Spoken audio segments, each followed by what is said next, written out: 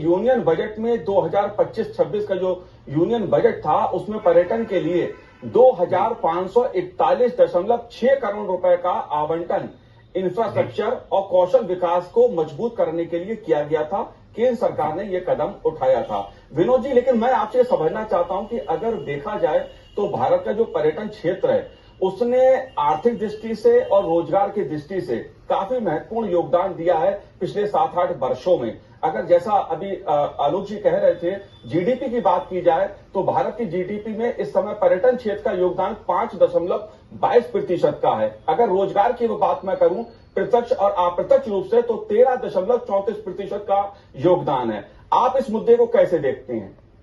देखिए, मैं थोड़ा सा एक पॉजिटिव नोट पे और ऑप्टिमिस्टिक नोट पे अपनी बात कहना चाहूंगा। जी अतुल जी ने कई सारी बातें कही। मैं चूंकि मंत्रालय में रहा हूं, कई सारे कार्यक्रमों को चलाया है, तो मेरा ये मानना है कि अभी इन क्षेत्रों में सभी में बहुत बहुत तेजी से काम हो रहा है।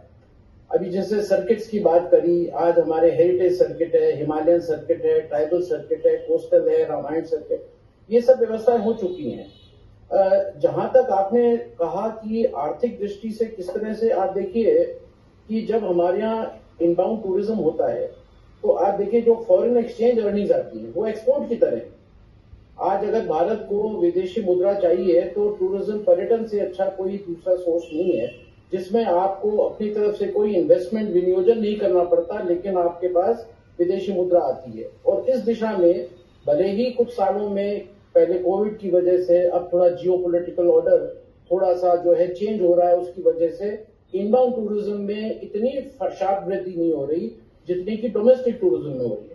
पर आप देखिए, आपने शुरू में आंकड़े बताए और ये बहुत गर्व की बात है हम लोगों के लिए, और जो माननीय प्रधानमंत्री जी बार बार आह्वान करते हैं इस बात का कि पहले अपना देश को देखो, तो वो उसके परिणाम सामने नजर आ रहे हैं। आज देखिए 303 करोड़, आपने खुद बताया ये आंकड़ा, अगस्त हुई है। 4 महीने जो यहाँ के सीजन कहलाते हैं वो अभी रहते हैं, और पिछले वर्ष ये आंकड़ा था 295 करोड़ का।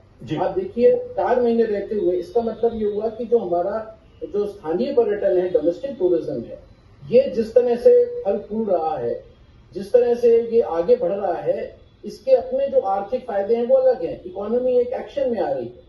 जितनी ज्यादा टूरिज्म की विजिट्स होंगी, चाहे वो विदेशी घूमे, चाहे वो जो है अपना देश का व्यक्ति घूमे, उससे जो आर्थिक जो इम्प्रूवमेंट होता है वो सबके लिए है। और चूंकि हमारी अर्थव्यवस्था में जो पर्यटन है वो एमएसएमई, जो छोटे छोटे काम करने वाले लोग हैं, उनकी ज्यादा बहुत आयत है। लगभग 80% जो है वो एमएसएमईज हैं। तो उनको कभी भी डोमेस्टिक टूरिस्ट भी जब ज्यादा आता है तो उससे फायदा होता है। तो मैं कहना चाहूंगा कि प्राइवेट सेक्टर को मतलब बेसिकली फैसिलिटेट करना पॉलिसीज से और योजनाओं से, ये भारत सरकार का, मिनिस्ट्री ऑफ टूरिज्म का काम है।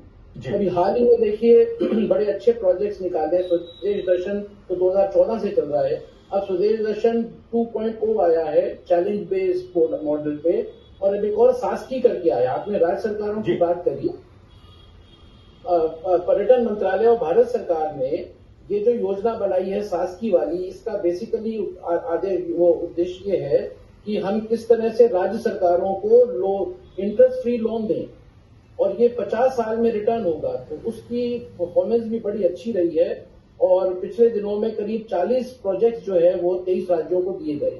तो ये इसके दीर्घकालीन जो है वो इसका असर होगा।